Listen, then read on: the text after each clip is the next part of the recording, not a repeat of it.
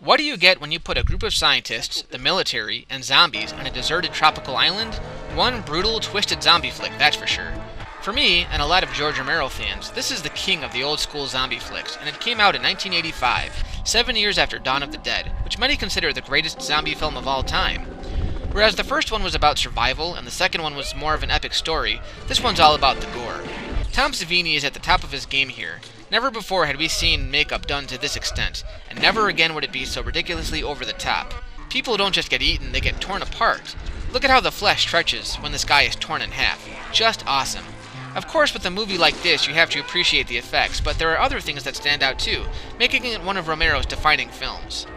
There's this dickhead militant army nut, Captain Rhodes, who tries taking over the underground operation where the scientists are operating. He's one of those gun-touting movie villains you just love to hate.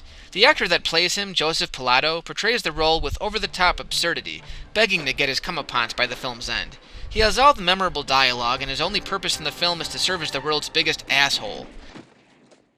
I'm running this monkey farm now, Frankenstein, and I want to know what the fuck you're doing with my time! Kill them all, gun them down. That's his code.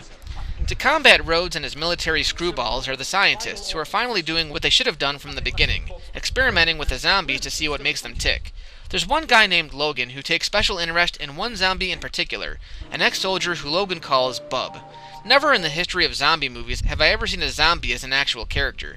He drives the film into another level of absurdity. The concept is ridiculous, but it plays to the theme of the movie. In Dawn of the Dead, we learn that the zombies, even in death, would do things similar to what they did when they were still alive, like shopping. Using that knowledge, the scientists are now trying to see if they can humanize the zombies and actually train them to become civilized.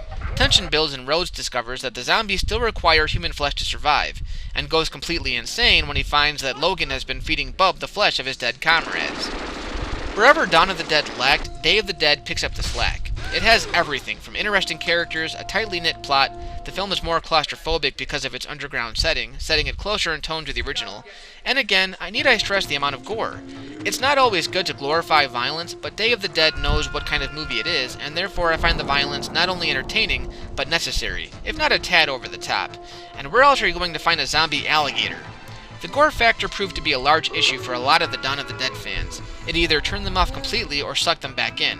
That's kind of strange because if anything, the violence is more cartoon-like in this film. And that's not to say that the two films that came before were blood-free. For the time they were made, they both had their share of carnage.